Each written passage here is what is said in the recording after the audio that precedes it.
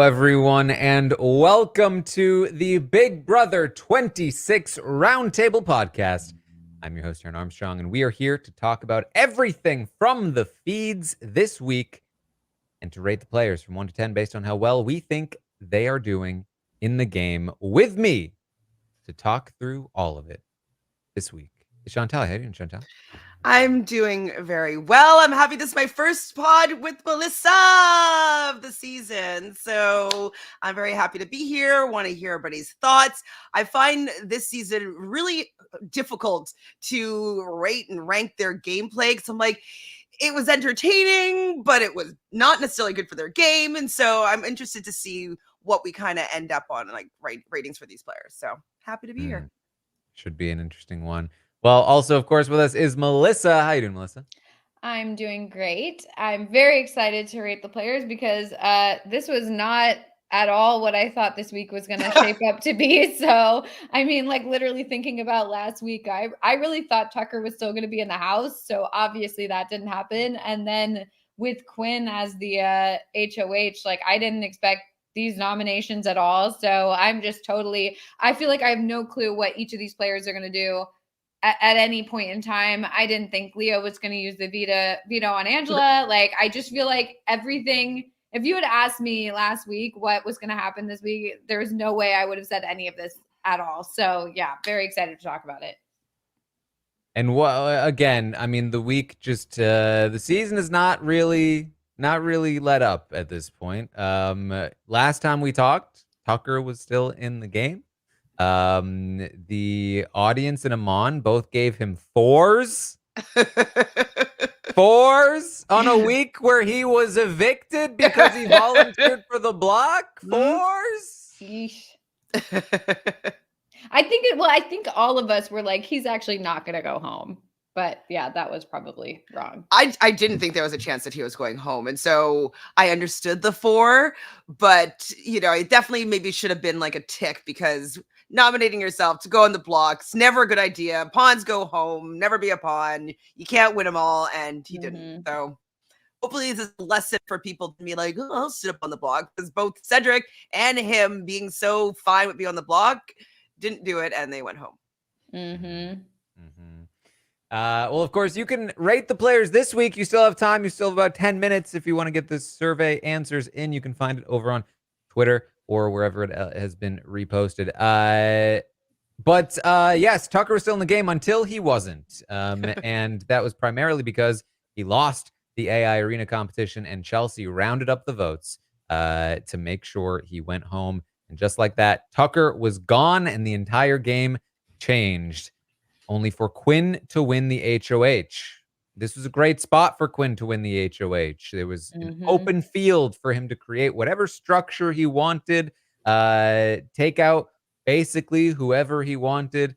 And boy, he made a bit of a mess of it. A bit. Yeah. Okay, like, can anyone explain why Joseph is on the block? Like, I feel like that's where the disconnect for me is happening. Okay. It's like I can't get any explanation of like why though. Like, there's other people in the house, so like, but why Joseph? Like, unless Quinn this whole time was not actually like planning on this final 2 with Joseph or whatever, this like little alliance thing they had going on. Like, unless he was planning the whole time, like, yeah, that's not real. I'm just so confused. Okay, so here's what happened.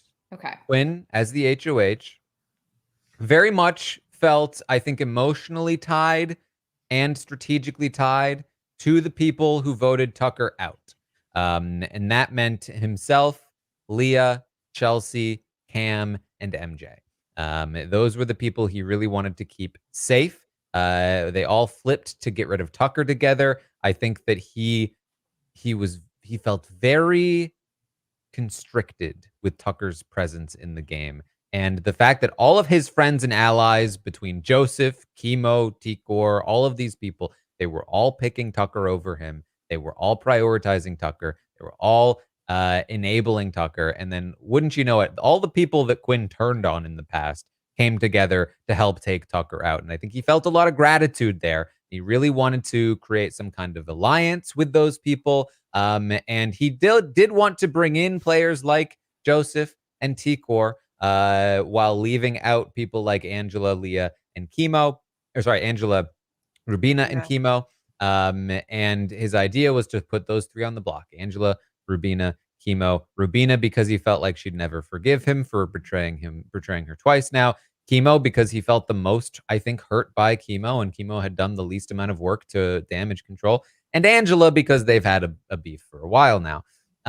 So that was like Quinn's ideal scenario. Just leave the three of them up on the block, ideally take out Angela before the jury, and everything's hunky-dory, right? That's how Quinn sees it. Now, throughout the week, Joseph is like, Tucker's gone. That was my final two. Me and him. I had a final two with him. You know that guy? That everyone loved that guy? Yeah. That was me. I was with him. But now he's gone. So, moving forward, look, I can still beat all of you in the final two, so that's a plus. Hey, MJ, don't worry about it. I wouldn't target you. I can beat you in the final two. Yeah, you're a physical threat, but like I got you beat. Hey, Chelsea, how's it going? Oh, yeah. I'm smarter than you. That's fine. I can definitely beat you too. Listen, I have the best social game in the house. Where is this coming from? Like, first of all, okay, I'm just so lost as to like, first of all, where it's coming from, because like he obviously does not have a good social game, and he thought he could beat Tucker in the final two for sure. And like, it's like, he hasn't done anything in the house. Like, he really hasn't done anything. Like, he hasn't won anything. He hasn't like on purpose really good alliances though. Like, but it's like, it's not like he's actually done any strategic moves at all. And it's his great social game. I think it's because he hasn't been on the block that he feels like his game is amazing. And so it's just like he's just gathering. He's like, oh yeah, like I must be so good. Like nobody's targeting me. Nobody's, wants me out of this game. And so I think that it might have been a rude awakening that, everything is coming into focus now, and he's realizing that he's terrible at the game because he's not been as.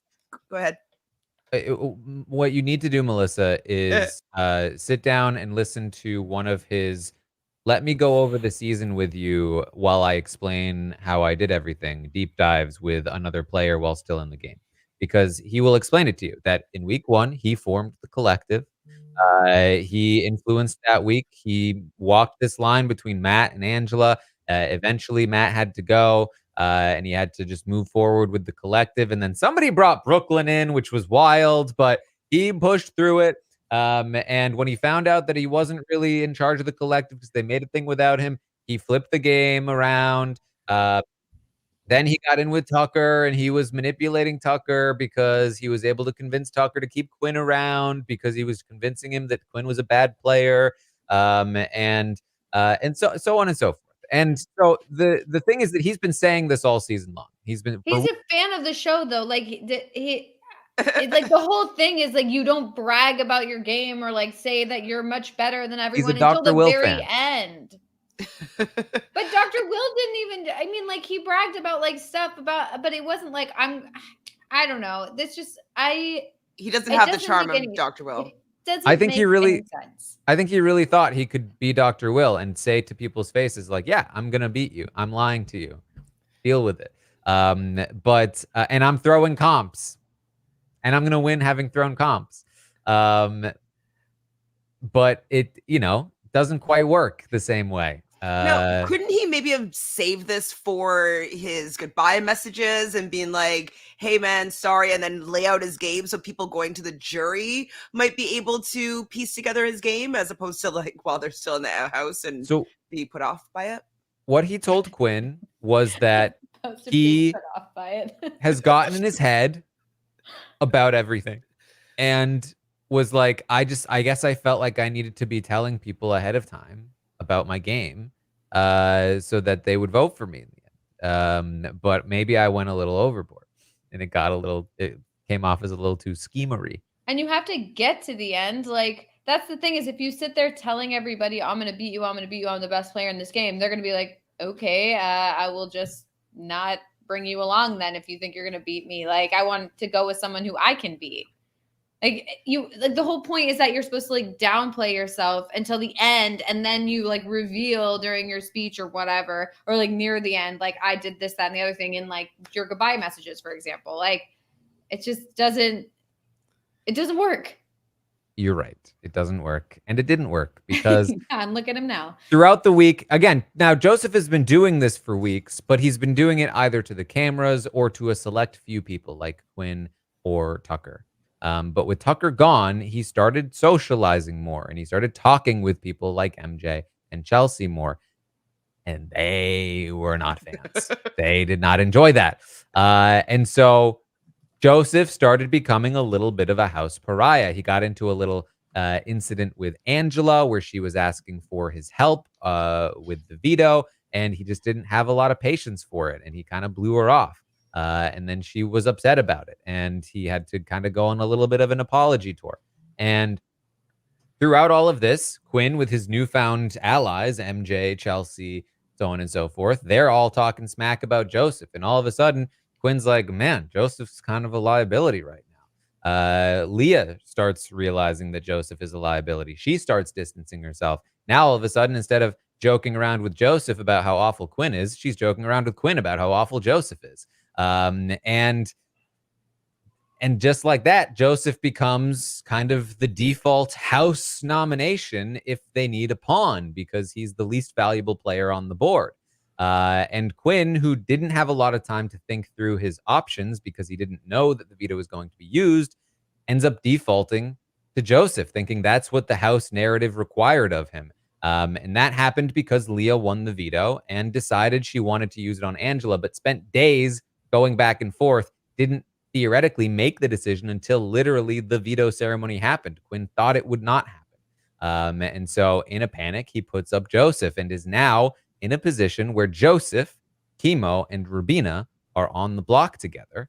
And while Kimo right now seems to be the primary target, there's plenty of opportunity for the vote to flip on to Joseph. And Rubina is not completely out of the woods either. What a disaster week if Joseph goes home on Quinn's HOH. Oh my God. I feel like Quinn's HOHs are always just so bad for him. It's like he's better off not winning HOH at this point because like he just loses allies and then makes everyone mad in the process. It is not good for him. Poor Quinn. Yeah, he's just not good at the game, unfortunately, even though he thinks that he's amazing by the way that he yells in the diary room. He also has a skewed perception of his game. I'm just like, and the thing is that like, I see where Quinn's logic is at like each step of it, but it's like, it's all ends up being bad. Like, you know what I mean? It's like, I can see why he's doing this or that, or why he thinks Leah's not going to use the veto, or like why afterwards he's all like cool with Leah about using the veto. Like, I mean, like, obviously he's not internally cool with it, but you know, he kind of has to be like, yeah, no, that's fine. I trust you still. But it's just like, it does feel a lot like Joseph and Quinn both are just like, just hard eyes over Leah, and they like are blinded by it and they can't like see what's right in front of them. I mean, good for Leah, honestly, like good for her. She's doing excellent work. Like the fact that she can literally use the veto and get Joseph put up on the block and then be like crying to him afterwards. It's like, okay, like that's pretty good. I'm very impressed at this point that she has them like wrapped around her fingers. I just wish like maybe in the diary room or like, you know, maybe just to the cameras or something, she could indicate that like that is all intentional and that she actually like is playing them and she knows what she's doing versus like kind of just like, it's hard for me to know if she's actually playing them like in a game sense or if she like just that's the way that guys interact with her and she's just kind of doing her normal thing with them and she doesn't really realize that she's like playing them. Like, you know what I mean? Like, I don't know. I think that she understands what she's doing in the game. I think that like, especially over time, I think she has developed a good sense of proper floating, which is that she, not only with the men, but also with the women, like when somebody wins HOH, Guess who their new best friend is? Her name is Leah. And so she very much will like cozy up to the person in power and start trash talking the people who are not in power. And she gets away with it. She gets away But with do it we because think that it's like, and I'm just asking like to just see, because like, do we think that it's because that is how she is in real life? Or is that like, or is it like I'm playing the game here and I'm using like my skills to further myself in the game? Or do you think that it's just like these people are in power in real life? If they were like the cool kids, I would do the exact same thing, like to get what I want. Like, you know what I mean? is I guess there a it's like, difference? yeah, that's the thing. It's like, is there really a difference? Like, it's you're getting what you want, and in this case, it's to like stay in the game. So, like, I mean, I think that I guess like that's probably what she's doing, and it's just it's very impressive, but it also kind of scares me a little bit because I just feel like it's like everyone is just like falling at her feet, which like is great, but it's really hard to watch at a certain point. Like I don't like watching the conversations with like her, Joseph, and Quinn, just because it's like once again, it's like we said this about the girls around Tucker. It's like, stand up, men, stand up, gentlemen. Like, don't do this. Like, this is so embarrassing for you guys. Like, I please, know, because please. like she talks so poorly about them behind their That's the back, and you're just thing. like, oh, they're gonna Yeah, be it just so feels mortified. it feels so sad sometimes. Like, it's like I love it from a game perspective, but then when it gets like personal, it like makes me feel sad. See, I think I've turned around on it. I think I'm really You're into enjoying it? it now. Well, because it's like they're just so pathetic in the It's sense that on like them. It is their fault. Yeah, like they should really I'm not fall sorry, for but this. listen, I have no sympathy. Yeah, I mean, she's not that sophisticated in how she has them wrapped around her finger, you know. So I can agree with you that it's enjoyable. The fact that it's like, what this you're getting sucker punched by this, like, yeah. And listen, you know, it's not like she's doing anything bad or wrong. She's just Yeah. using them in the game. And like, you know, sure, she trash talks them. But like that's pretty common in the house. It's not her fault that they're like throwing themselves at her feet. You know? Like, And then when they find out that she's like trash talked them or whatever, she's like, "No, I didn't." And they're like, and like cries to them, and then they're like, "Oh no, she didn't. She would never do that." It's like, listen, if she tries to tell me what she tells the rest of the house, which is that, oh, I would never trash talk anyone. I think that's wrong to do. I think I would never do anything like And that. she's Yeah. I'd be like, always Leah. trash talking people. be like, "You've literally done that with me this whole time." Leah, I know what you're gonna say about me after this interview. um, but I, you know, I will give her the benefit of the doubt that she is, that it's all part of the. She has to understand that she trash talks people constantly. Well, maybe But she listen, just thinks she's I being credit her honest. for it. Mhm. Like, it's working for her. You know, I think that there was a lot of danger to it early on in the season when she could have been ratted out and things could have happened because of it. But I think that point has kind of passed. And at least when it comes to Quinn and Joseph, like they are just too far gone. And she can basically do whatever she wants to them now, and they will just take it. And that's a pretty good place to be if all three of them make it to the final 9 together. The danger is that they might not all make it together. And this is where I do have some criticism of Leah's move this week. I think using the veto was the no-brainer call. I do just wish that she had done more work to keep Joseph off the block, because I do think she could have. I think that if she hadn't waited until the last minute, and if she had done a little work like, listen, Quinn, I'm going to do this. Now let's not make a stupid decision and put Joseph on the block. Again, like Quinn is putty in her hands. Like, I think she could have kept him off the block. If T-Core is on the block, if really anybody else is on the block, then she's in a much better position. It still might work out. As long as Joseph stays, she's fine. Joseph is it's just, again, it's so valuable to have 2 people who will fall over themselves to bring you to the end and you'll beat them. Like that's a pretty good spot to be in. So it would be great if she could have kept Joseph off the block and didn't have to risk the chance of him leaving. Yeah. She probably just like thought there was no way that he would go on the block. Like, I feel like I didn't think there. She said she didn't. She said she's like, oh, what? I had no idea. But she was told, but she said she doesn't remember that she was told. And I believe her. I believe anything she says. She's such a truth teller.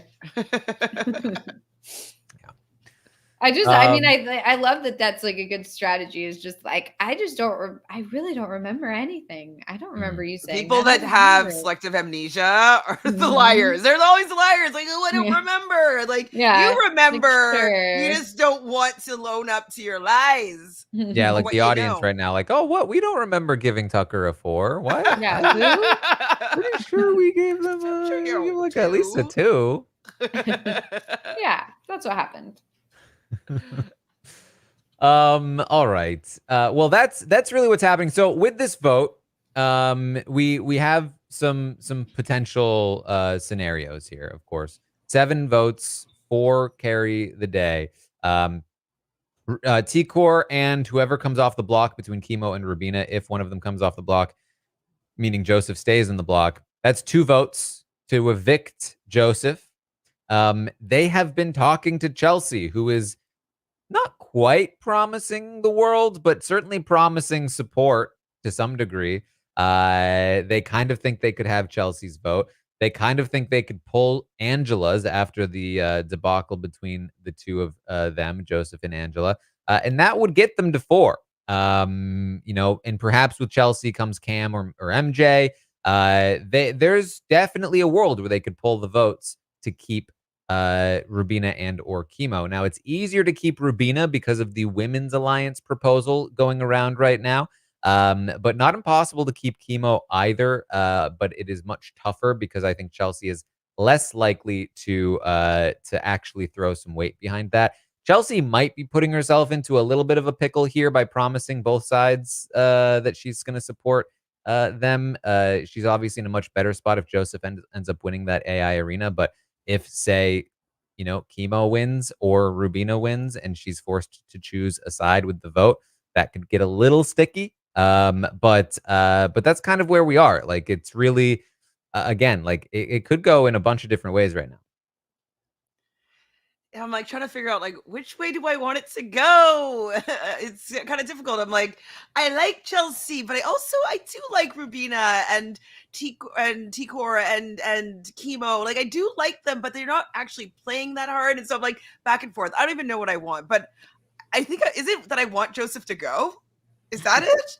Does that solve everything? Like at this point, throughout the season, it's been pretty hard, which I guess is like good, is that I don't want anyone to go home. And so, like, there's no one each week that I'm like, yes, go home. I guess, like, in the beginning there were a few, but now it's like everyone's bringing something to the table. And so I do really like everyone who's left. And so I guess that's, yeah, I mean, I think, like, I kind of don't want Joseph to go because I feel like now that he's been on the block and, like, maybe if he, like, gets kind of close to, like, maybe knowing that, like, he could go home potentially, and, like, maybe it scares him into recognizing that his position is not as good as he thought, and maybe that'll just completely change his game. And, like, I would really like to see Joseph play in a way that he's not overconfident or, like, not doing anything. Like, I feel like we haven't seen it. If he leaves this week, like, we literally haven't seen him do anything.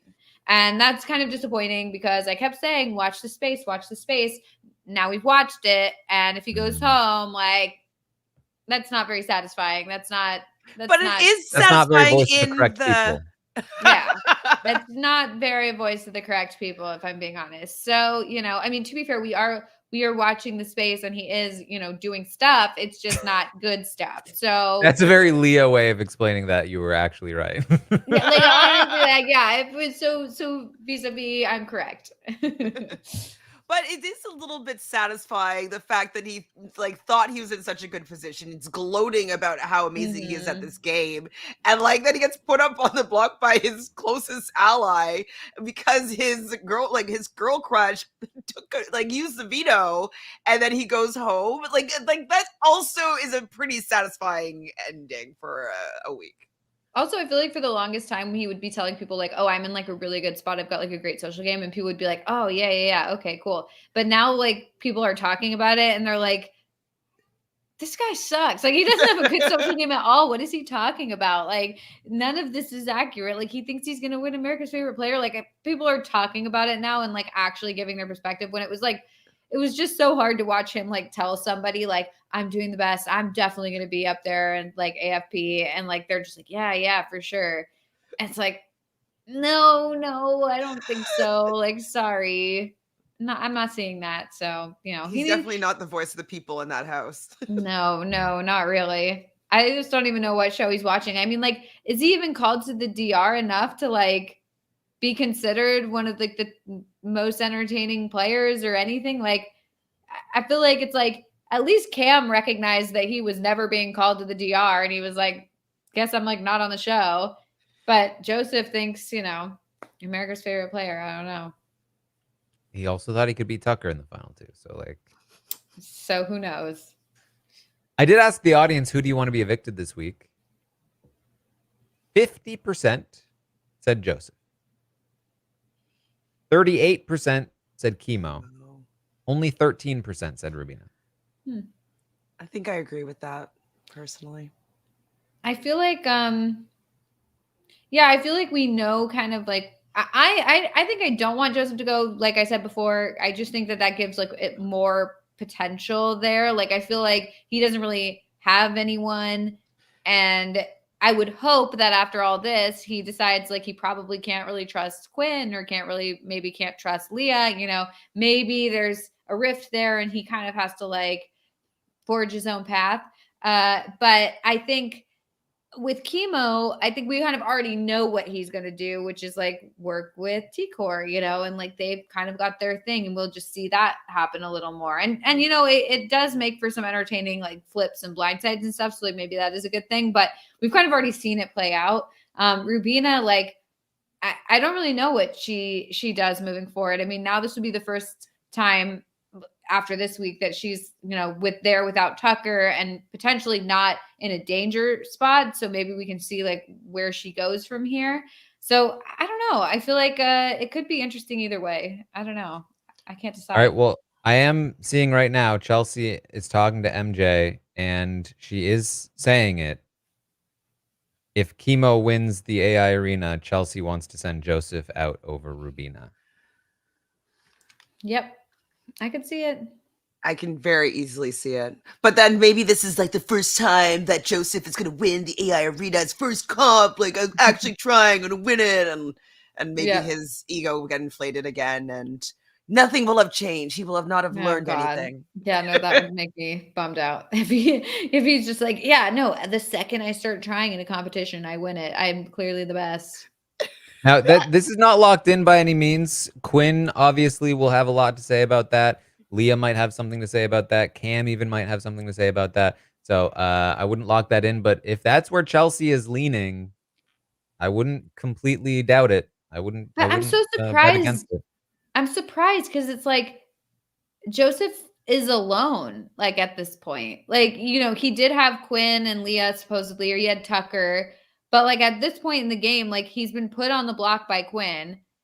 Leah was the one who used the veto. Like, if I'm in the house with him, I'd be like, okay, this is like a lone wolf person. He doesn't have anyone versus Rubina, Kimo, and T-Core. Like they're a trio. They are working together. Don't you want to break that up a little bit? I mean, is Joseph alone? Because he kind of has Quinn. He kind of has Leah, right? I mean, like if I'm in the house, I'm thinking that he's alone because they just put him on the block. It's like true, I would but think that doesn't mean he can't go back. And no, I think he absolutely would work with them. But I think like from Chelsea's perspective, wouldn't she be like, see if he can scoop him up? Yeah, like versus like these three are clearly working together. They're definitely together versus like this guy just got put up on the block by his allies. Maybe we can swing him another direction. I don't know. I mean, there's value to a known trio, especially if they haven't proven themselves to be like amazing at comps. Like, especially if you have a very good relationship with them. And I think that outside of that trio, Chelsie has the best relationship with the three of them. And so she can really wield them as a weapon while using them as a shield.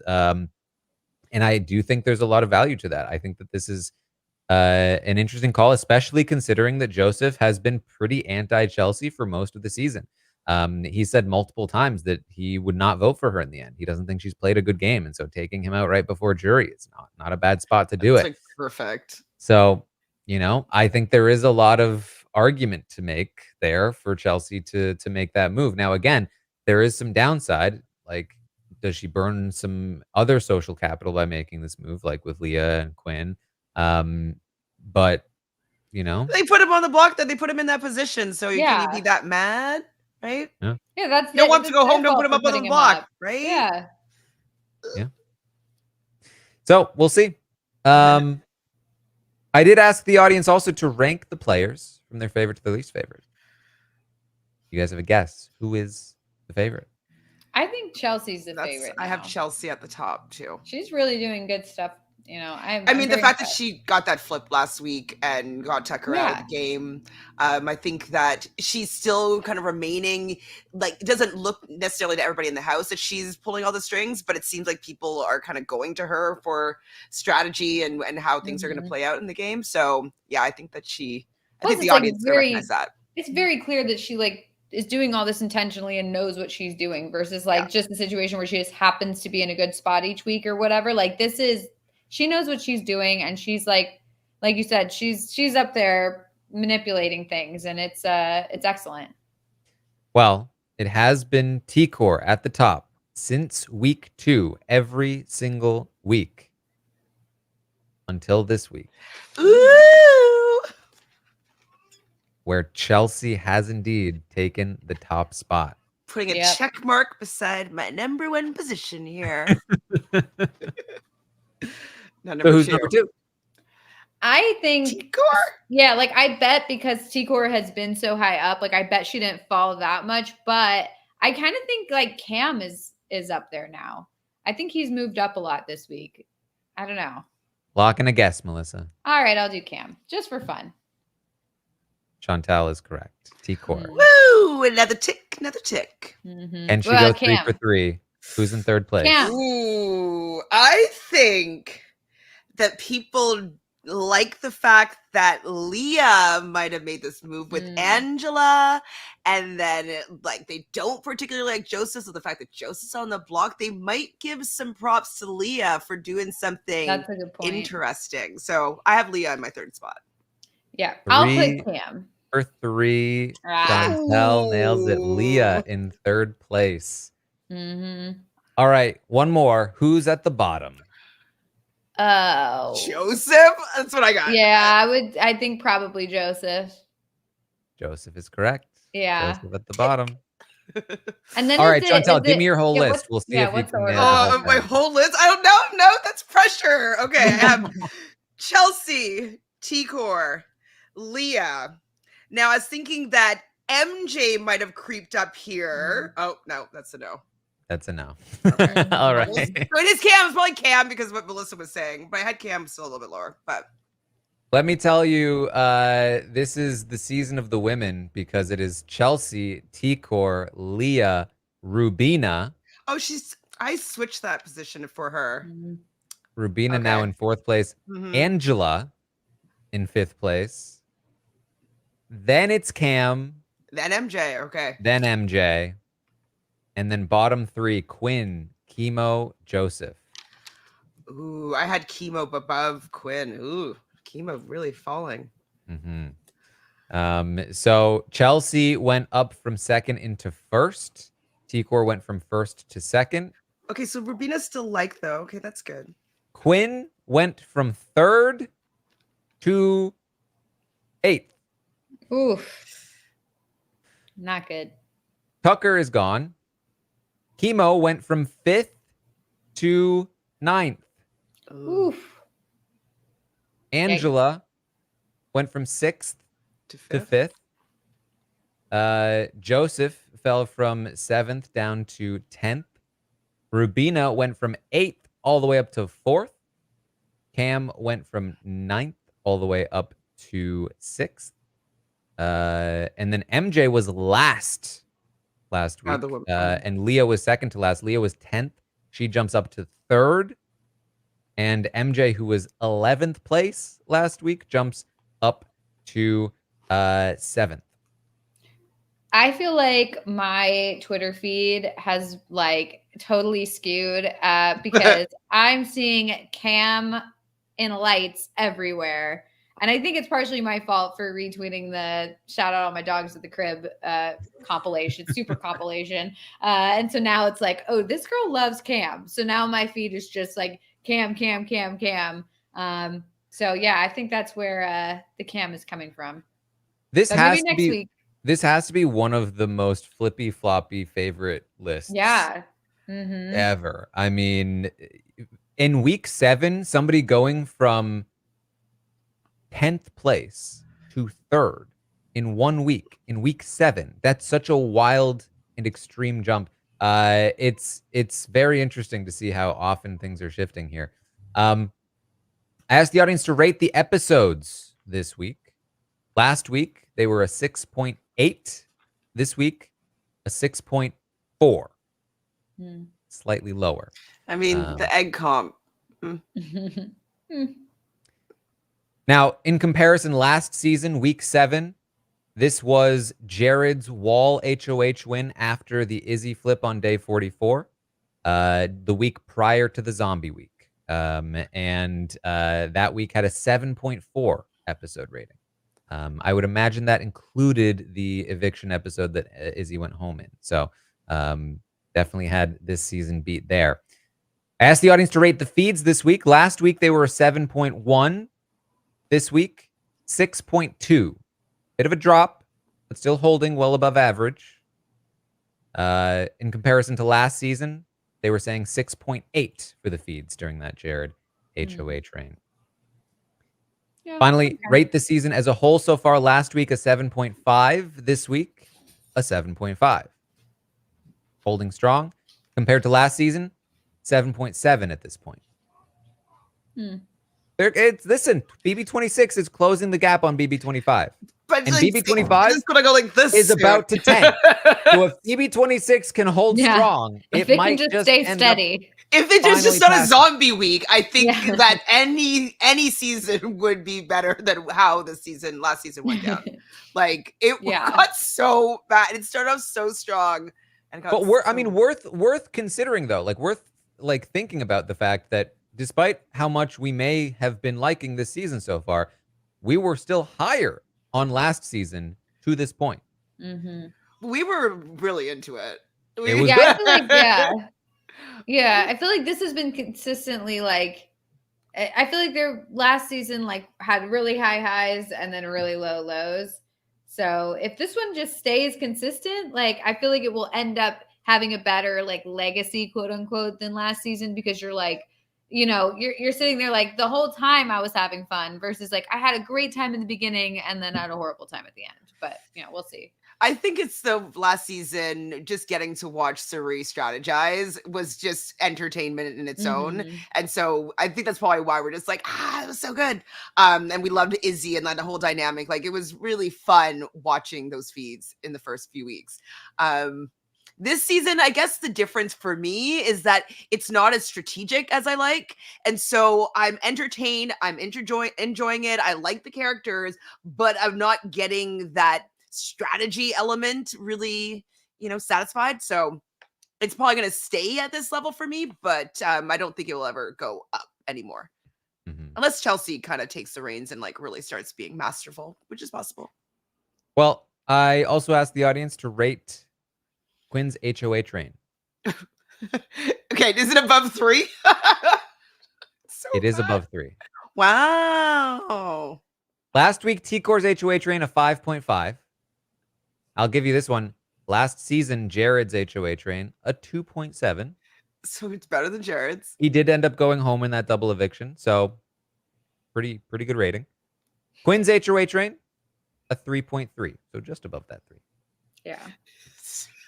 It would be rounded down to a 3, so it's not good. So bad. Like I feel like it's like he had his first HOH and it was like everyone was like that was so horrible, and we all were like, yeah, but like, circumstances, it was just a crazy week, whatever. And now it's like, okay, he's had his second one and it's still so bad. You can't blame it on like the circumstances or like the, you know, the twist or whatever. He has bad HOHs. It's better for him to just not be HOH. I mean, putting up Joseph is just wild. It's just you could find a reason to put up anybody else. Yeah, literally. Put up anybody else, and especially if his thought is like, oh, he's being a pawn. It's like, well, yeah, have someone else be a pawn because Joseph will literally go home. Especially if it's like, oh, but this is the consensus House nominee because they all hate him.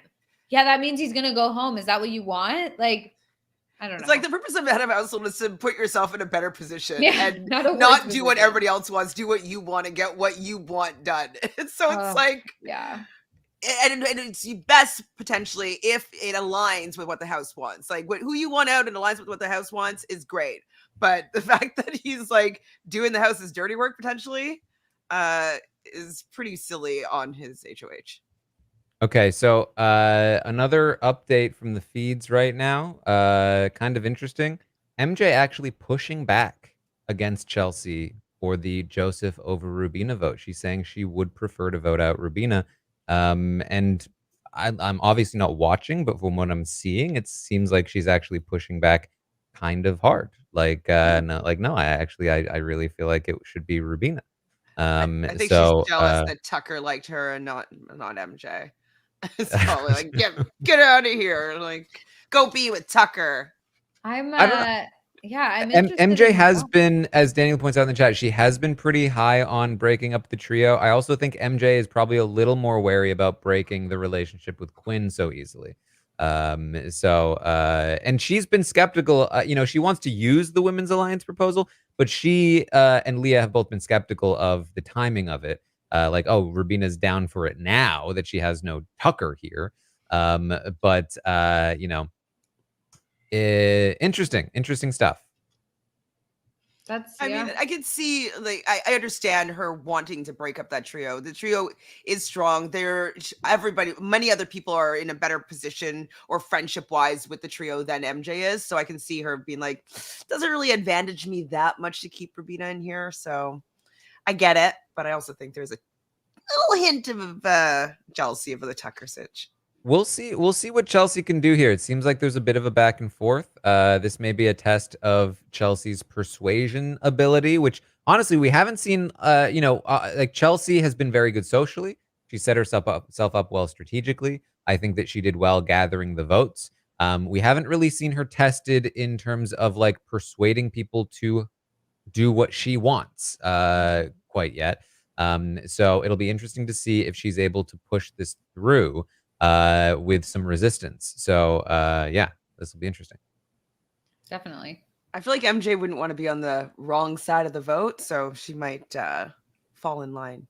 Mm-hmm. All right. So I mean, right now it looks like MJ is kind of winning the argument, but we'll see. Okay. I asked the audience to rate the AI arena twist. I've been doing that for a while now, week after week. And I think it started out at week 1, 4.7, and then quickly started rising up to the 6s, 6.2, 6.0, 5.8. Been back and forth. Hit a new high though this week, 6.4, up from the 6.3 last week. So really like honing in on that like 6.3-4 range, which is very good for a twist.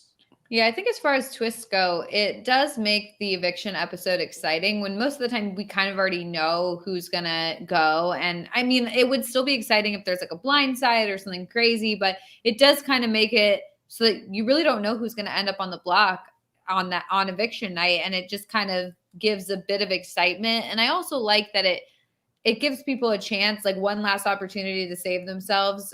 So if there's going to be a twist, like I like that sort of thing.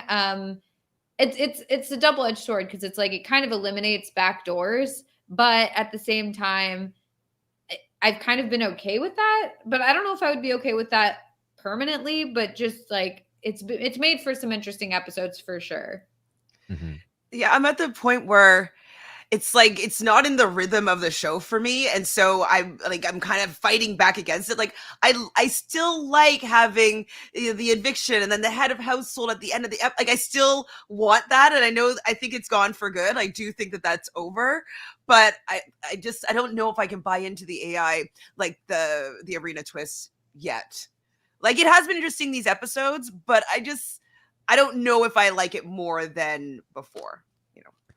All right. Well, I also asked the audience, and this was very interesting. I asked the audience to rate the AI instigator twist. Now, when it was announced before we saw it, they gave it a 3.8. Then last week, in the middle of it, they gave it a 4.7. They thought it was better than expected. Now that it's over, I asked them one more time, rate the AI instigator twist. They gave it a 3.5. Further down than when they initially rated it. And I think this is such a perfect representation of how fan vote twists often play out. You hear about it, you go, oh. Then it happens, and your favorite player gets an advantage or more screen time, and you're like, oh, maybe this isn't so bad. Then it backfires. Your favorite player gets screwed over because of it, and you go, what a terrible twist. That was awful. I feel like it could have been I think like I like the concept of it, but I don't think it was. I think like I think Tucker got scared after the Rubina like thing, and then didn't really want to go for it with the others, and was kind of just like, oh, I'm just gonna do like silly stuff, or like Angela's a twerking person, and like they read off a grocery list or whatever. Like I feel like it could have been really interesting to like throw like information out there to reveal stuff that they found out under the guise of someone else. Like that could have been really interesting, but I feel like he got a little scared after Rubina freaked out, and he kind of just was like, you know what, I'm just going to do like silly stuff. I'm not going to do anything game related. And it kind of just was like, okay, that's kind of boring. Yeah. Well, I asked also, did Leah make the correct decision with the veto? Now, I haven't been asking this question this season because everyone's been using the veto on themselves. And like, why would I ask that question? Except for the time that Tucker used it on Angela. And I really didn't feel like I needed to ask the question that week. No. And really, I don't know if I even needed to ask it this week, but I felt like, why not? 84% of the audience said, yes, she made the correct decision. She should have used that veto. So pretty easy decision regardless. Yeah, I don't really feel like it hurts her that much. I mean, I do think it hurts her if Joseph goes home, because I do think he's kind of like, he'll do her bidding, and it'd be good for her to have him around. But I think overall, like, she was able to use it and not really hurt herself in the process of like, because she used it. Like the results of the use might be a problem, but because she used it, she gets the benefit of Angela, being grateful to her, although who knows what that actually means with Angela. But and then Quinn and Joseph aren't like, they're not super pissed at her because it's Leah. And so I think, overall, I think it was the right move. Yes, definitely the right move. And just, I think the fact that she knows that like, no one's going to really get mad at me for using it on Angela, except for the two people that are like simping for me. So let me just make my game a little cushier and to deal with the consequences later, if there are any. All right. Well, that's the survey portion. Should we talk about the ratings? Should we get to the ratings? Let's do it. Okay. This is, of course, the portion of the podcast where we rate these players from 1 to 10 based on how well we think they are doing in the game. The criteria can be whatever you want, but we tend to try to look at like gameplay decisions, how safe are they, what are their long-term prospects of winning the game, that sort of thing. So we've also lately, we've been doing this thing. We've been trying to have a little bit more of a free-form discussion. We don't have to like strictly take turns. We can jump in, have the changing conversation. Formats. Give the rating whenever you want to give it. And we'll start this week with Angela, who had a 2 last week. And this week, she is safe via the veto. She has made the jury. How do we feel about that? Good week for her. Definitely a good week. Certainly not a bad week for her. Yeah. I mean, it could have been worse. I mean, I feel like it's one of those things where it's like, she didn't like really do this to herself. Like it's kind of like once again, it's like the veto is used on her for some reason. And I mean, I'll give her some credit for it. I think she did some campaigning, and I think she did some good work with Leah to get Leah to feel comfortable making the move. Yeah, sure. But I just feel like it's like I don't know. I don't really feel like the strategy is necessarily like there long term. I think that I can't imagine a scenario, let's put it this way. I can't really imagine a scenario where we get to the end and Angela wins, like versus everybody else that's in the house at this point. Like I feel like unless like maybe Against Joseph pisses everyone off before that point and it's her versus Joseph, and maybe they're kind of like she gives her standard this is big freaking brother speech, and you know, like I'm so happy to be here. Like, you know, maybe people are like, oh, you know what? She just loves the show. And Joseph's speech is just, you know, I beat all you guys because I'm the best and you're the worst. Like maybe, you know, that's a situation. But I just feel like I need to see more good strategy from Angela. And I feel like this past week with the whole Tucker thing and everything, it was just like it was not well done. And yeah, I don't know. I'm not so sure. I'm really honestly not sure. I think like it was a good week for her, but I just like I don't know if I see long term like how she fits in with the house and how she moves forward. Well, I do think she might be dragged to the end, like Quinn is suggesting. And the fact that she was Quinn's target and she managed to get one of Quinn's True. best allies to take her off the block because they have something that they're kind of working together. As much as it's not necessarily intentional, she got it to happen. And she will probably have, you know, this bond with Leah now for the rest of the game. And so I'm gonna have to give her some credit here for, you know, just being who she is and has managed to get herself out of being evicted this week. I think this is one of Angela's better weeks in the house. I think that she did good work with her campaigning.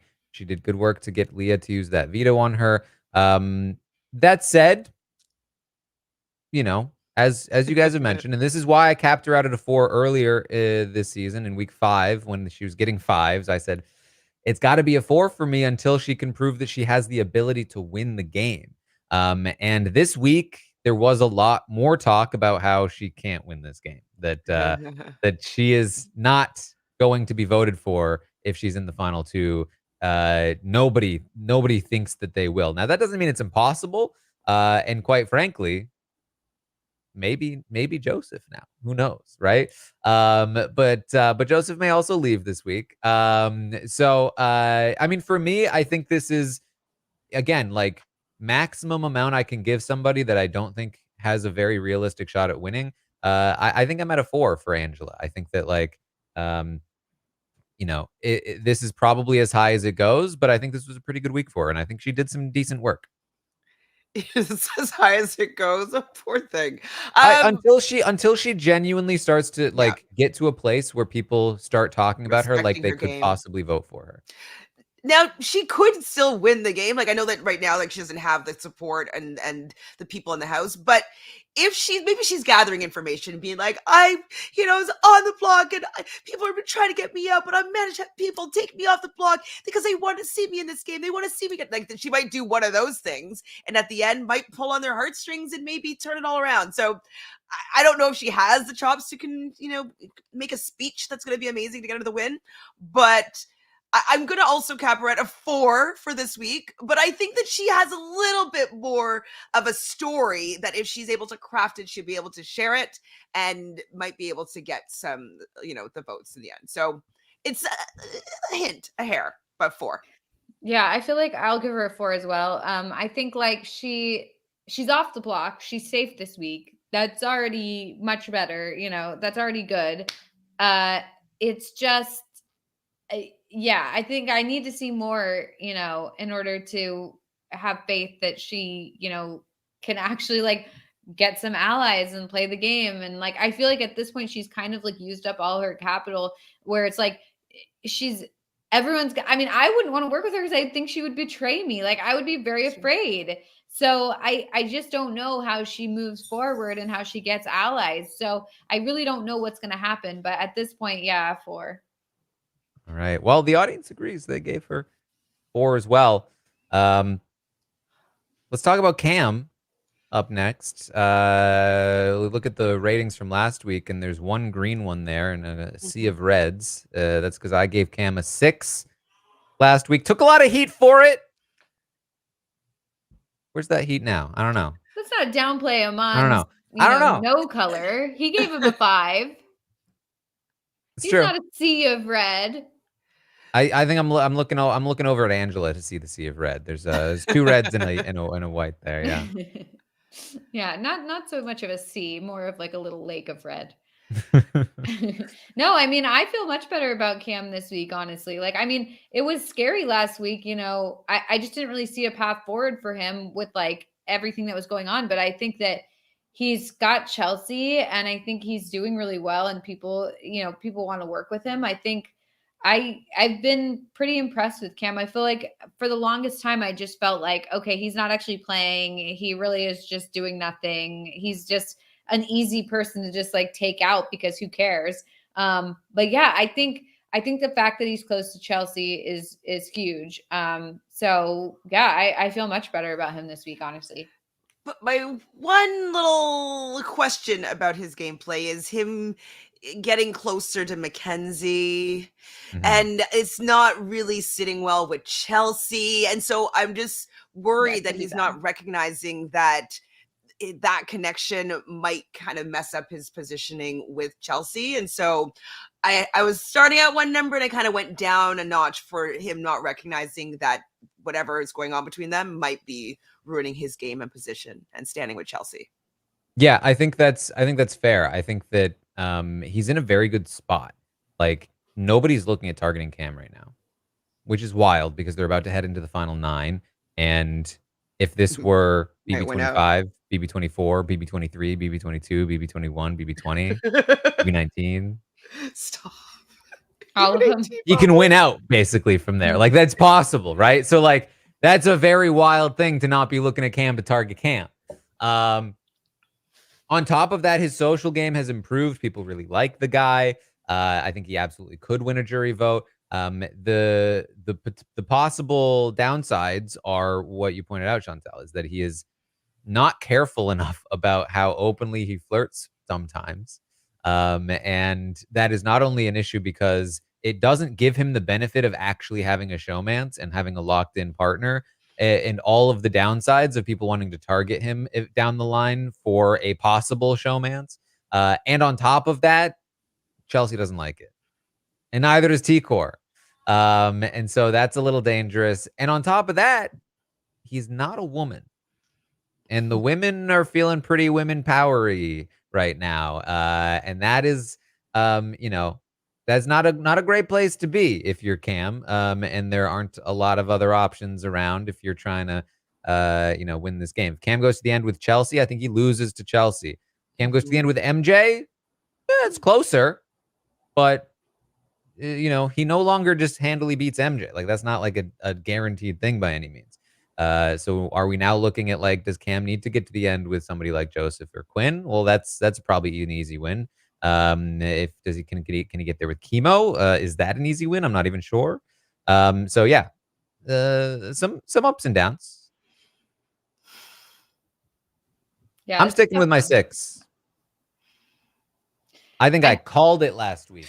Oh, wow. Yeah, see, now I feel like I was going to give him a 6, but now I feel like I don't want to give him a 6 because I don't want to give him the satisfaction. I would be like, actually, I think he's a 1 because Taran's wrong.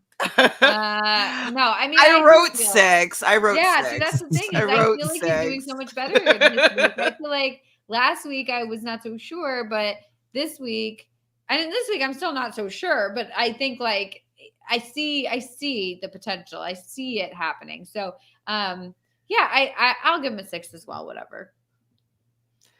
6s across the board. Now the audience still disagrees. They gave him a 5. Wow. Wow. Okay.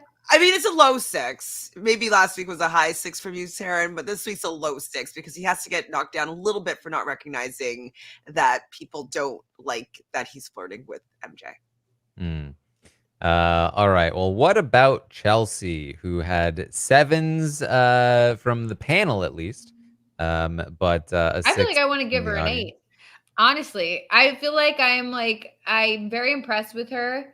I feel like she's turned her game around. At one point, I was like, "Oh, it's over for her," and it was like that meme of like, "It's over. We're so back. It's so over."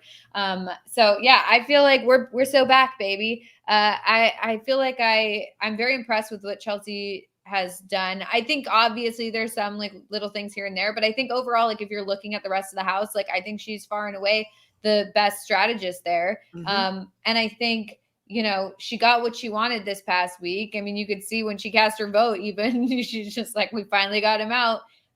So yeah, I mean, this could have been a bad week for her too, with like Quinn winning HOH, but she, yeah, no, she was able to maneuver her way around that, and especially like getting all the people that Quinn or that she's been working with, Quinn to be like, hey, I can't target them this week. I'm going to put up Joseph. So like she could really get what she wants this week. So yeah, I mean, obviously right now we're not watching because we're on the panel, but she's talking to Makensy and maybe things are going to switch up. We don't know. But like at this point, like it's not really that bad for her to have any of these people go. So either way, I think she's okay this week. So yeah, 7 for me. I thought you were doing 8. 8 for me. That's what I said. I said it in the beginning, but I was looking at the 7s underneath. And I was like, yeah, I'm agreeing with myself. I was about to write an 8, and then you said 7. Actually, I was like, okay, yeah, I guess can you I'm doing a imagine? I was 7. like, actually, I just convinced myself. It's a 5 from everything positive I just said. Oh, yeah, I guess it's a 5.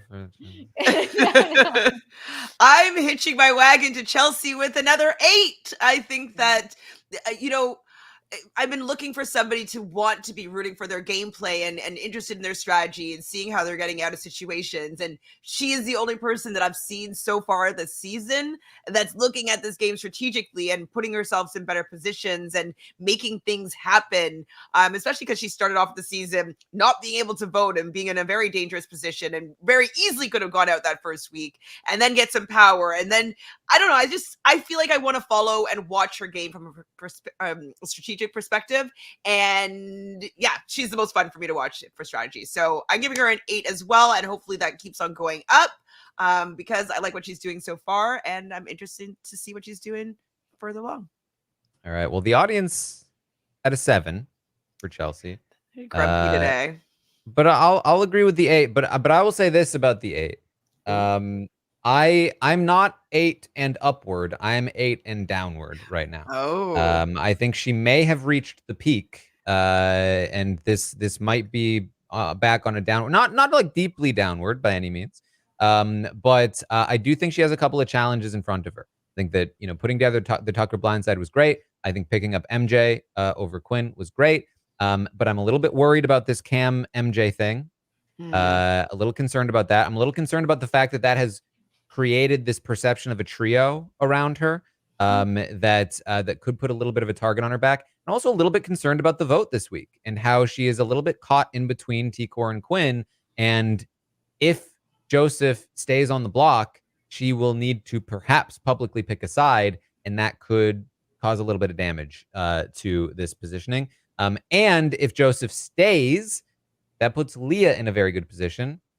And Leah is one of the people that is a little bit anti-Chelsea right now. Leah having a lot of power outside of Chelsea, not being a Chelsea fan, or at least under Chelsea's spell, creates a little bit of a possible, problem scenario.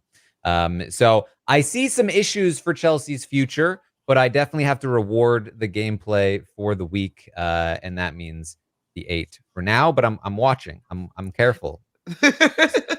The stock is on watch. All right. Okay, let's talk about Joseph. Oof is right. Yeah, not good. He could be going home. Like, I mean, I honestly did not expect him to be on the block at all. I'm just honestly shocked. And the fact that like he's become like the default like house target, it's like that's not good. And the fact that his ally put him on the block and now he's still there and he might still be there. He might not win AI Arena. It's like, Yeah, it's so bad. I mean, I think like, yeah, I think I want to give him a 2, mainly because I feel like he didn't volunteer to be on the block. He didn't think that this was going to happen. And maybe like if he had any indication that this was going to happen, like he could have done something to prevent it or like talked to Quinn or something. But I feel like he didn't think that this was a possibility. So I don't really blame him for getting on the block. But he has certainly not played well in terms of his social game or things that he's said to people, like all this bragging. It's like for no reason. And yeah, it's just, it's not great. Is it bad that I want to hear womp womp? You should do it. Do it, honestly. I do. Yeah, I do. It's a 1 for me. Thank you.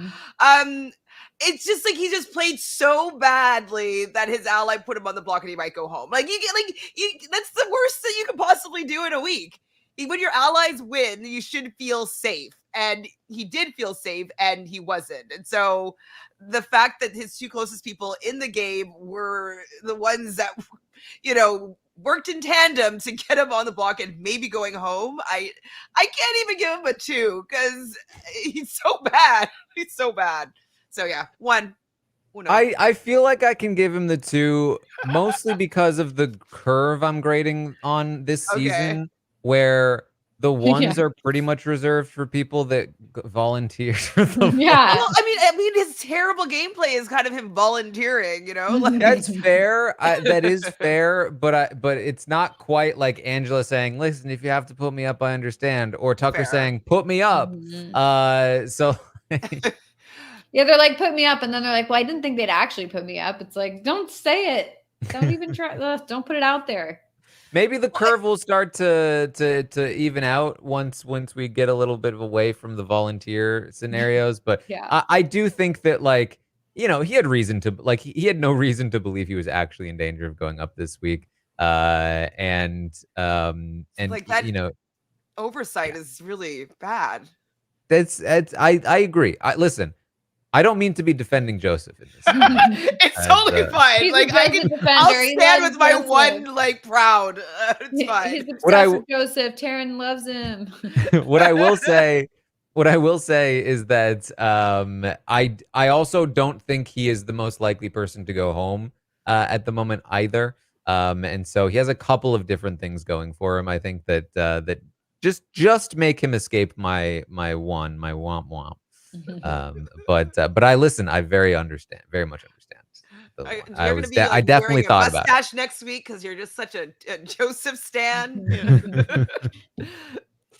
All right. Well, the audience also gave Joseph a 2. All right. What about Kimo though, who may be the most likely person to leave at this point in the week? Chantele. That's who I reserved my 2 for this one. I like Kimo, but he's just not playing the game. He's only talking to 2 other people really in the house right now. He's not making people feel safe with them. Leah thinks that he's going to put her up. And so Leah right now has a lot of power and she's not scared of going home because she won the veto. And she has Quinn and she has Joseph that are still, like, if they're both off the block, well, not Quinn, but if Joseph's on the block, he's going to vote which way she wants to vote. And I think that, the fact that he's not really mending any relationships, especially with Leah, who is powerful, is just not good. He's probably going to go home. I like him though, but he's just not playing enough. And he's not saving himself. He's not even recognizing that he's in such a bad position, it seems. So yeah, I gave him a 2, but I like you. Yeah, and something I just forgot to mention about Joseph is that I do like what Joseph has been doing since ending up on the block. I think his campaign has been pretty decent so far, and I think that that is also part of why I didn't give Joseph a 1, and also part of why I am also giving Kimo a 2, because I do not like Kimo's campaign all that much. Because where is it? He has still spent most of his time with Rubina and Tikor. He has come out and said it too. Like his heart really isn't in it right now. And you know, this should be a time of renewal. Tucker is gone. This was his ability to kind of branch out and start playing the game and not be so Tucker focused. And what we have found is that Kimo without Tucker seems to not be a new Kimo. It's no Kimo. He just hasn't gotten any traction yet. Yeah, no, I agree. It's like I like don't even know what he's doing this week, and now is the time to do stuff. I mean, now is it. So especially because, you know, if he's left up on that block, you know, after the AI arena, like he's in serious danger. So yeah, I give him a 2 as well. Yeah. Well, the audience a little bit higher. They gave him a 3. That's insane. The audience they're usually pretty generous with the people who are lower, and then with the people who are higher, they are not as generous. Like I feel like they gravitate toward the middle because it's an makes average. Sense. Yeah, which makes sense, but still, it's interesting. All right. Well, speaking of interesting, let's talk about Leah. Leah. I wish that I knew that she was using her powers for good. Like that she was actually intentionally knows what she's doing. Kind of like what you're saying in the beginning, Melissa. It's like, I want her to know that she has these guys wrapped around her finger and knows that she could use them in this game however she wants. I want that for her. But she's in a pretty good position right now. She's won her first comp. She did something that a lot of people might have shied away from doing. You know, Quinn wanted Angela out of the game, and she's like, well, she's better for my game, so I'm going to do what's best for my game and keep her, knowing that she's not going to lose any favor from Quinn. And so I think it's powerful knowing where she stands with Quinn and Joseph. And I think I'm going to reward her with being a little bit above average with a 6. Yeah, I feel like it's like, I think like having Quinn and having Joseph is like really great for her, but it's like Joseph might be going home this week after she used the veto. So it's like, what did that really benefit her? Was that really like good in the long run if Joseph goes home? If Joseph doesn't go home, it's like, okay, great. She earned some favor with Angela. She didn't really lose anything on the other end, and she has that comp under her belt. Like, that's great. But like, if Joseph goes home, she loses someone who's like obsessed with her and who will do whatever she wants and vote for her, and won't be mad at her if she, you know, does something like this. So I just feel like it's like, I know the chat is sitting there saying like, oh, you know, we got to rate her high and all this stuff, but like, but why? I don't know. I just feel like it's like, I don't know. Well, listen, I got to put the chat in its place because the audience gave Leah a 6. Oh, okay. There we go. Okay. That makes more sense. Yeah, I just feel like it's like, I think that this is great that she won a comp, that she's used it on Angela, like blah, blah, blah. But like, I don't know where this, I mean, I do think like it's possible. Look, it's totally possible that she ends this week. Joseph's still in the house. Joseph and Quinn are still obsessed with her and will do whatever she wants. And no harm, no foul. She also gained some favor with Angela and she got the comp. Okay, great. It's also possible that she loses Joseph or she keeps Joseph, and both Joseph and Quinn are kind of skeptical of her now because they feel like they can't fully trust her. I don't know. Maybe. She's sick nasty. She looks good in yellow. Come on. It's now. like, it's just, I don't know. I feel like, I mean, maybe a sane person would be like, okay, yeah, no, I don't trust her anymore because of this, but like, yeah, maybe they won't, but it's, I don't know where her position is after this. So yeah, I want to give her 6 as well. Cause like, I do think like better than last week for me, but like, I just don't know. Well, okay. Here's the thing about Leah. Thoughts? You're sick nasty. You're incredible. You're making us really listen cool to this. in yellow. You reminded me of the Minions. I like your smile. You treat people with kindness. You're really funny. You're really, really funny. You're really good at cooking. Your nails are good. Still French. There's a lot. It's just like the word sensational just comes to mind when I think about you. You're so sweet. I mean, like, to be fair, it's like, it is very nice, but like the problem She's gonna is start that wearing yellow, and he's just gonna be like, whatever you just, say. she just doesn't reciprocate it at all. And it's not just the not reciprocating, it's like, it makes me feel sad to hear it because of the way that she talks about him behind his back. I'm I feel with you now, sad. Taran. I'm with you. Yes, thank I'm you. with you. He deserves it. He deserves it. It's so bad. It's so bad. I feel bad for Quinn, honestly. Like, I just do. Like, I feel really sad about it, because it's like I don't know. I think, like, if she didn't speak about him the way that she speaks about him, I could feel like, he's just shooting his shot and it's cute and whatever. But like, the fact that she speaks about him the way she speaks about him makes me feel sad. It doesn't, I don't know. It makes me feel, it just is like, it's so hard to hear. Here's the thing. They're going to get out of the house. They're going to be fine. No, but yeah, he'll be fine. But it's still hard to he's hear. gonna be Hey, he's he'll gonna take be another like, kid. He'll oh love crap, the memes. he's Love gonna it. make jokes about how how she made him look like an idiot, and they'll be friends and they'll hang out and it'll be fine. Yeah, I don't think she's a bad person or whatever, and I don't think he's like a bad person for like falling for it or whatever. Like, it's just on a personal level, it is just hard to watch this happen, because you don't want someone to, like, I don't know, to be spoken about like that and then like not, I don't know.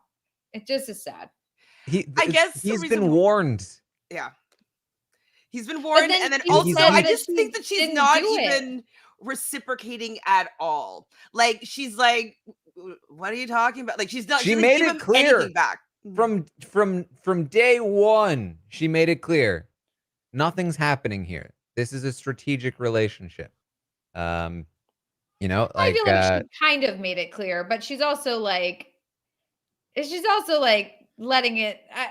She's not saying no. She's not like. No, she did. I mean, she said, like, when they made their final two, I felt she was very clear. This is not this is not a flirting. You can flirt, but this is not a thing.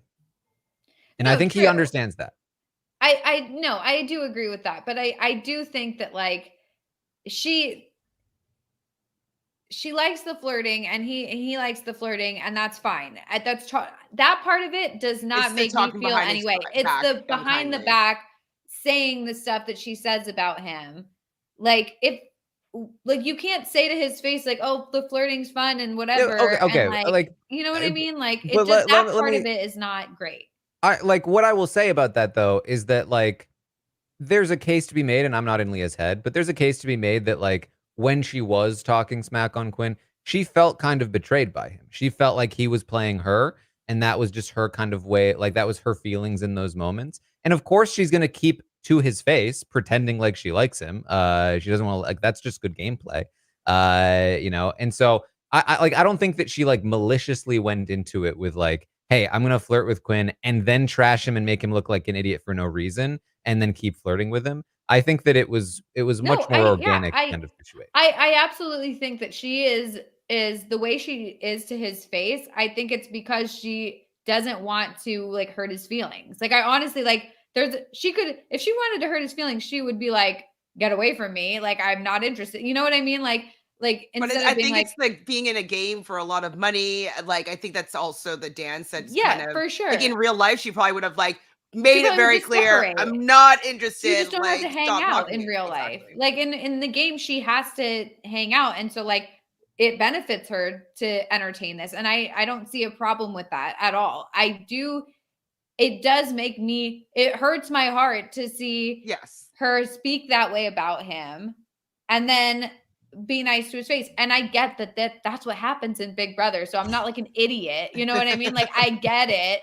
I'm not saying, like, no one can speak bad about anyone else or whatever, but, like, it hurts me to watch this happen, because I do think that Quinn genuinely, maybe not in a romantic way, because he recognizes that she's not interested, maybe, but he does really like her as a person, and he does really feel like they have a connection and that they've connected on a personal level, and she doesn't feel that way according to what she's saying. So that's all I'm saying, is that, like, I just feel bad Yeah, you don't want her to to be watch mean that. about somebody that Yeah, actually like really that's likes the them. thing. I It's get like it. it hurts because it feels very one-sided and whatever. So that's all. But this is what happens with a crush, right? You get crushed. It's It is true. though. Crushes are like it's unrequited love. Unfortunately, it's like high school or like Yeah. 7th grade kind of And vibes. for people with to the just pretty be like, girl. "Oh, stop liking Leah. Like, what are you doing, Quinn, you idiot?" Like, no, it's like it's a crush. Like, you can't just turn it off. Like, it just What do you doesn't. mean it's a crush? What do you mean you It doesn't can't turn work off a that crush? way. You can't turn off a crush. What? It's the way I you mean, feel. I did have a friend that had a crush on this guy in high school, and it lasted a year, and it was really, really bad. And we're just like, listen, he's not interested in you. He was like older, he was like really handsome, and he was an artist, whatever. And she was obsessed with him, and it was like something like went through the whole school. Like everybody knew that she was in love with this person for like a full year, and then she got over it eventually. But like he had to say, like, leave me alone. Like we're not doing anything. Like it was really bad. So crushes can last a while.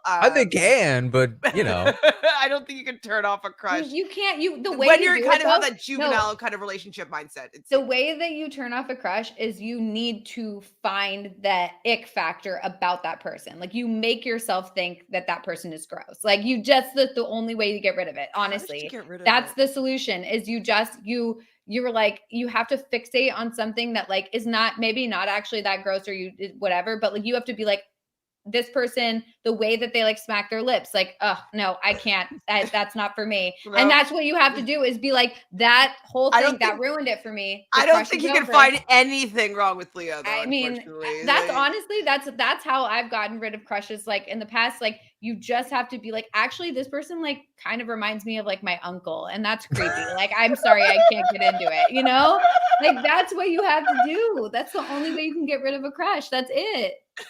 So how is Quinn gonna get there in that house? Quinn needs to be like, this is my aunt. She reminds me of my aunt. Or she looks too much like a minion, like you said. Like, you know what I mean? Like I think he likes the minion. You have to trick yourself. You have to trick yourself into not being interested. Like that's really the way it goes.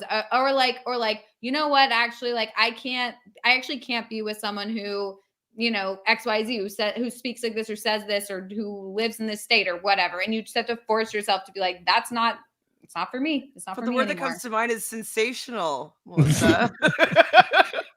Look, if I could just get 5 minutes with Quinn in the house, I could explain this to him and I could get him on a program to like get rid of the crush. All right. That's Melissa's new business, the decrushing. Yeah, decrusher. Yeah. All right. Well, here's my deal with Leah. I think Leah did a great job this week. I really do. I think that she has really, again, developed a better game sense. She is more clearly willing to use the people that she has under her spell than she has been before. And she won a competition. She used the power that she gained to her benefit, got basically zero blowback for it. This is how you play the game. And this is how you win respect. And people are talking about Leah with more respect now. They're talking about her as somebody that could win the game. And that is so far from where she was in week 1, week 2, week 3, that's really, really good. I really like the way she's played. And her positioning, if Joseph stays, is amazing. With Quinn, Joseph, Angela all on board and nobody even looking at her. I really like that. I would give her an 8 if I knew for sure that Joseph was staying. But I don't know for sure that Joseph is staying. And like I said, if I'm being nitpicky, I do think that she could have prevented this from happening. But I really do think that she is right up there with Chelsea. All she needs to do is right now I'm seeing this game as a war between Leah and Chelsea. And right now the current battle is, does Joseph stay or does Joseph go? If Joseph goes, I think that's good for Chelsea, bad for Leah. If Joseph stays, I think that's bad for Chelsea, good for Leah. And I think that puts Leah more on an even playing field with Chelsea, and things get really interesting from there. That's kind of how I'm seeing it, and I'm giving her a 7. Ooh, Ooh. And also, she hasn't been nominated yet, which is also pretty impressive considering, like, I would have nominated her a long time ago. I mean, like, nominate Leah, who cares? And it hasn't happened. So that's also pretty impressive. All right. Well, let's talk about MJ. And man, what idiot gave MJ a 2 last week? What a moron. Yeah, who? I wonder who. It's obviously not somebody that has any any business talking about Big Brother, because MJ's in a great spot this week. I don't know. What do you guys think? Well, it's because she won the AI comp, she stayed, and then now she's in a great position. So I can understand why the 2 was there, but she definitely has jumped up a lot. People are now strategizing with her, like her opinions about how votes are going down are mattering. Like, we're hearing that she's talking to Chelsie currently about her pushing the vote in a certain direction, or she's starting to make moves. She's starting to play the game, and she's feeling comfortable and confident in that. She is worried, and I don't want her to be talking too much about her. Like, I don't want to be the next comp beast. I don't want to be like, that's kind of like, shh, like, learn from Joseph. Don't talk about what you're good at or what you're not good at. Just keep that to yourself. Save it for later, because if people, they might not be thinking of you really as a comp beast necessarily. So I do like what she's doing more. But I don't, I think I still have to keep her middle of the road. I think I still have to give her a 5 with, like, on the way up, because this is the most activity I've really seen of her game wise. And like, I don't want to give her like a 6 and then being like, okay, no, it was just all like kind of a fluke of circumstance. So giving her a 5 just to, slowly see her rise. Yeah, I mean, I think that MJ, her positioning, I mean, listen, obviously last week things were looking a little bit dire. It was starting to look like if she didn't win that AI arena, she would have gone home. She won that AI arena. She seems to have that clutch gene. And she has won when she needed to. And often I don't like it when people say that. I don't like it that I just said it, because does it really mean anything? I don't think so, but I do think that she can win competitions. And I think that as we get deeper into the season and all of the other comp beasts are going home, I think that's very valuable. And when I look at, like, who is another person that's really good at winning competitions right now, seemingly maybe Quinn. Quinn has won a couple now. Maybe Cam. Quinn has a great Angela? relationship with MJ. Who else? Maybe Cam. Physical can win competitions. She's really close with Cam. All of a sudden, it's looking like who's going to be winning the bulk of these competitions? People that are with MJ or MJ herself. And I like that a lot. In addition to that, she's been getting a lot of respect in the game. People are starting to look at her as somebody who is valuable, who can win in the end. Sans Joseph. And so I like it. I really see her and Cam on similar levels at the moment. And so I gave her 6. Did go the 6. Yeah, I mean, I like MJ right now, and I feel like last week was a scary week for her. I really thought she was going to go home, but now I feel like she's in a much better spot. I feel like I don't know exactly where she's at, and I feel like I don't really see her in the same spot as Leah at this point, but I feel like she could get there. So yeah, I'm going to give her a 5 as well. But yeah, I think that's like 5 on the upward trend, I think.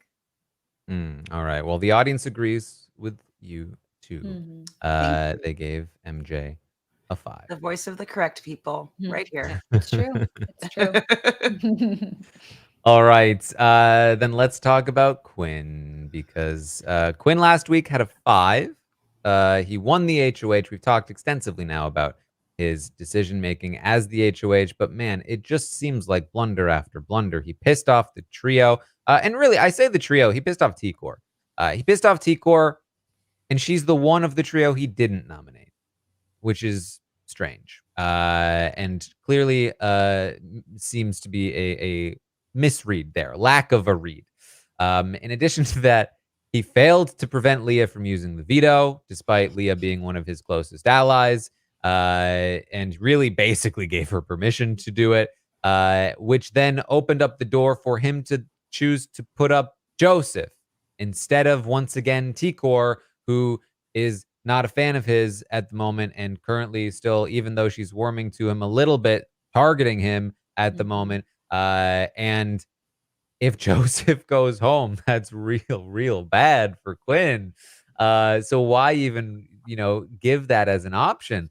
It's just the decision making. His position isn't the worst right now. He still has runway. It's just like it should be so much better. And I think that it feels to me like every choice he made has actively made it worse. So you know what? I'm going to agree with the audience's HOH rating. I'm going to give him a 3. 3. Yeah, I want to give him a 3 as well. This is, I mean, we've talked it to death, but I mean, this has not been a good week for him, and this could have been a really good week for him. And I feel like last week with Tucker leaving, that's excellent for Quinn. And then it just and then he wins HOH, and it's like, okay, everything can be reset. He can start anew, etc. And it just kind of like all fell apart for him. So yeah, a 3.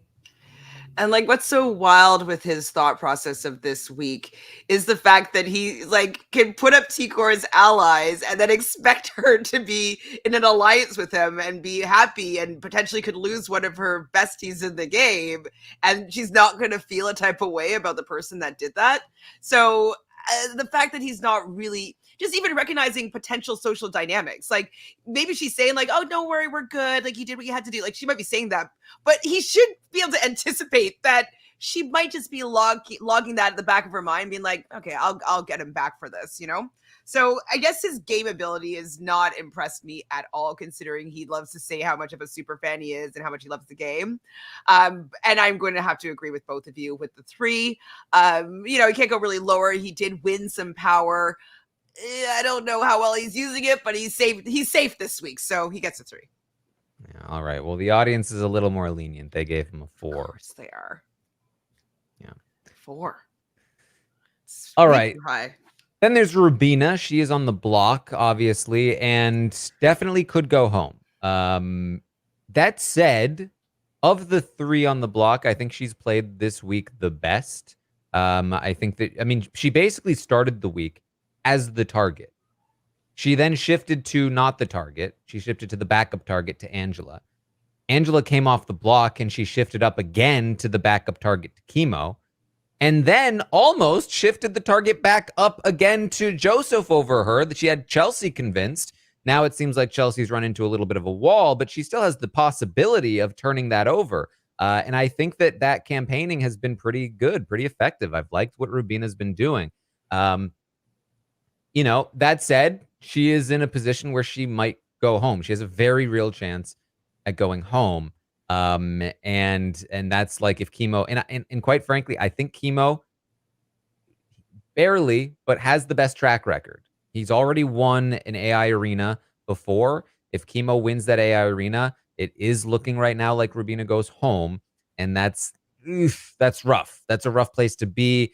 I don't think I can go as high as a 4, but I think a 3 is fair for somebody that has a very real chance of going home. So that's, I think, where I'll fall. Rubina, I feel like I feel bad because like I was really interested in her game in the beginning, and how I was like, oh, like I love her personality, and then the showman's thing, I was like, I like them together, but like I'm like, it's just so bad for your game. And then like obviously we see Tucker go home. Now she's up on the block, but I am happy that she hasn't just like thrown in the towel, and she wants to stay there. She wants to play the game. She's talking to people, and Kimo is not talking to anybody. She's talking to people, which I like and respect. She did almost win. Like she was just like, if her arms were a little bit longer, she might have, beat Makensy in that AI competition. So we could say that she is decent at least. Like there's a potential that she could win. And so, yeah, I agree with you with the 3. I wanted to give her a 4, but she's on the block and she could go home. So yeah, she has to get a 3. Yeah, it's a 3 for me as well. She could be going home. I feel like, with Tucker leaving, I really thought that like this could be a whole new game for her, but it does seem that she's like so tied to the trio that it's like she didn't quite get that reprieve of like, okay, everyone's starting over. It's like she's once again on the block. So I think for me, yeah, it's a 3, but I do think that she has the potential to stay, and she has the potential to move forward and do well, but it's just, while she's tied to those 3, it's not great for her, because I don't feel like people feel like they can just pull her in, which is what usually happens after like part of a showmance goes. Usually the remaining person can be seen as like, I'm a free agent and I can be swooped up and, taken along for the ride. But in this situation, she was kind of already tied to a dangerous trio. And so they had to put her on the block, I guess. But yeah, so we'll see. Mm-hmm. All right. Well, the audience, almost to the 100th, gave Rubina the same rating as Quinn. So they also gave Rubina a 4. All right. Finally, T-Core, who last week was holding on with a 6. Tucker leaving, I do still think, was good for T-Core. However, losing Quinn was not good for T-Core, and I'm not sure that she has handled the fallout optimally at this point. She still is incredibly strong socially and has a way better position than she should, given how things played out, and I think that is all the credit to her. But I'm not sure I see her making the most of it right now. What do you think, Chantele? I think that I have to respect her social game, even though she's not utilizing it in the way that we want her to. She hasn't been on the block as well. Like, she's the one that everybody still wants to talk to or keep in the game or work with. I don't know if her bridge is burned with Quinn for her not really nurturing that relationship after this whole fallout, but he still seemingly wants to work with her, and that's pretty impressive. I know she's upset that maybe one of her allies might go home, but it could end up being good for her in the end. And so I think that I was fluctuating between 2 numbers. I think I'm going to have to give her a 5. Just because she's not she's not doing enough. Like, if she wants to keep her allies there, like, work to keep her allies there. If she wants to mend her fences with Quinn, do that. Like, I want her to be a little bit more active in and kind of, use the position that she's in to really make some more solid relationships. Even though she's really great socially, she is in a pretty good position. I think that she just could be in a better position that could serve her later down the road. So I'm giving her a 5. I was wanting to give her a 6, and you guys might convince me to give her a 6, but 5 for now. I feel like I just feel like last week was just such a bad week for her. I feel like she lost Tucker, which I think was a bad move for her, because I feel like that's like a shield. Like, she didn't have to do that. And then, the fact that there was the whole blind side. I mean, that's not good for her. She's on the wrong side there. She lost Quinn. Now Quinn's HOH. Her allies are on the block. Like, one of her allies could really go home, and that's not good for her. And she's not really handling this well in terms of, not trying to campaign or not trying to, mend things with Quinn or with the people who flipped. Like, I just feel like it's not great. But I do think, like, socially she does well. Like, strategically, no, but socially, I think people really like her and they want, to still work with her, which is great for her. But it's like, and so for me, it's difficult because I want to give her like a 4, but I think her social game is so much better that I would be forced to kind of bump it up. I just, it's tricky. Yeah, well, I agree with Chantele. I think the 5 is appropriate. I think she has a lot of runway. I think that there's a lot of opportunity for T-Core. There's still a chance that she might be able to keep both Rubina and Kimo, which would be very, very effective for her, especially because it means that there's strife between the other side of the house. There's still a pathway. I think that she could be more effective right now, but I think she's still very good. But I do disagree. I do think that last week wasn't that much of a failure for T-Core. I do think that the bigger failure was the back Putting and forth Tucker with on. Quinn. Oh, I think that because ultimately, like, there are a lot of people in this house that wouldn't have touched the trio. I think, and that would have just gone ahead and put up Joseph or whatever, right? Like right from the get-go, and wouldn't have been as actively targeting them. Not like Cam or MJ, but certainly I think Chelsea would have been a little more hesitant to target them, and I think that Angela would have been more hesitant. And Joseph wouldn't have targeted them, and the three of them could have won. And so there were a lot of options that could have worked out this week. And I think the bigger failure last week was just, again, like not locking in on Quinn, but T-Core herself wasn't even like super at fault there. Like, it wasn't T-Core that lost Quinn. It was Kimo more so. That's why Quinn is happy with T-Core or fine with T-Core and not happy with Kimo. But yeah, I mean, this week, not a great week for her. I think that things have not turned out very well. So I will agree with the 5. I think there's plenty of opportunity moving forward, but it's not there for her right now. And losing Kimo or Rubina right before jury definitely sucks for her if that's what happens. Yeah, I'm going to give her the 5 as well.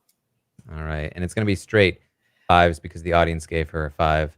Wow, a 5. Wow, another 5. Because there's 2 5s, MJ and T-Core. There you go.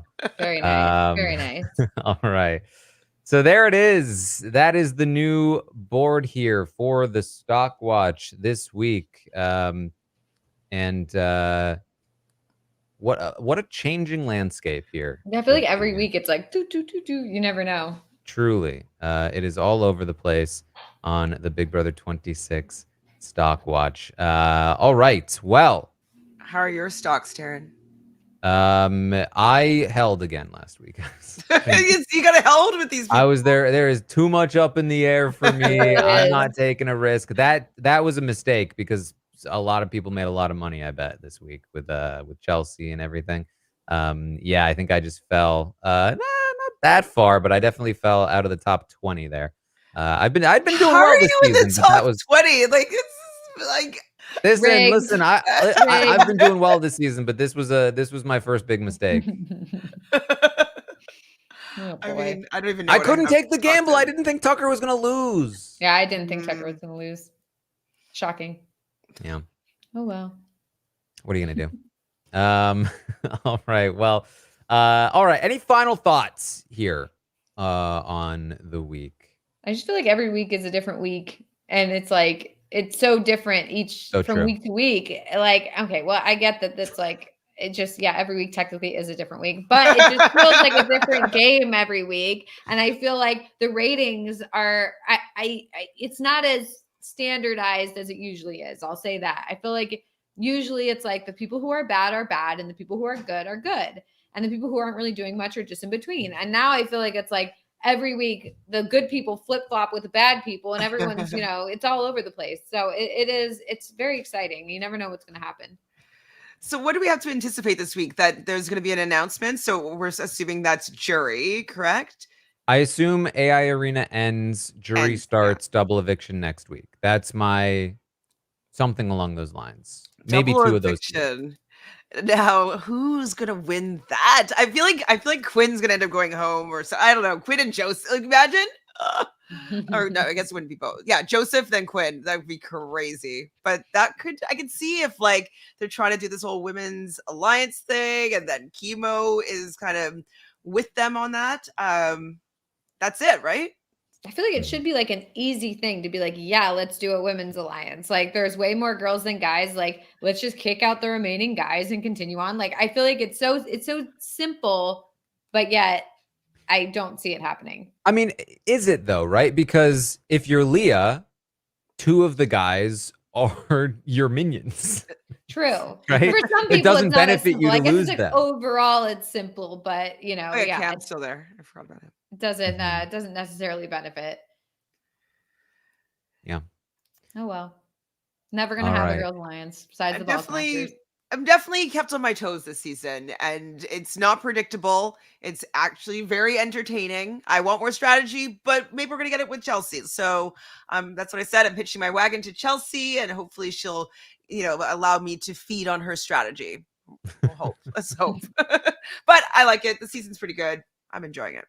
All right. Well, I think that's what we have for you then this week on the Big Brother 26 Roundtable podcast. I will, of course, be back tomorrow morning, 11 a.m. Eastern, to update you on everything that happens today and tonight on the Big Brother 26 live feeds. Tomorrow night, I'll be on Twitch as well, streaming during the episode. Come and hang out with me as we react to it. It's going to be the veto episode. So we're going to see all of this Quinn, Leah stuff. It's going to be very fun. And then, of course, podcast after that. And then tomorrow, or the day after that, eviction, all of that stuff happening. So tune in for all of it.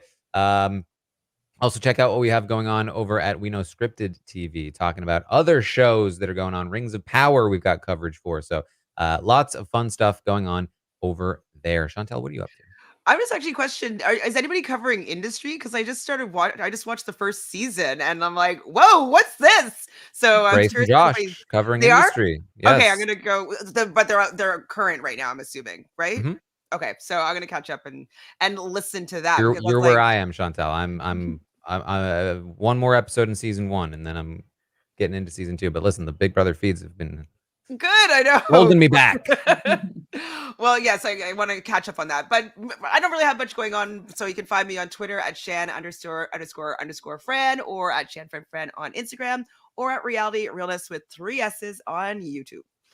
All right. And of course, you can find Melissa at It's Melissa with 3 A's. Still posting baby pictures? Yes. Yes, sometimes on the stories. Yes. So if you want to see baby pics, that's where they are. All right. Well, thank you all so much for joining us here today. And we will see all of you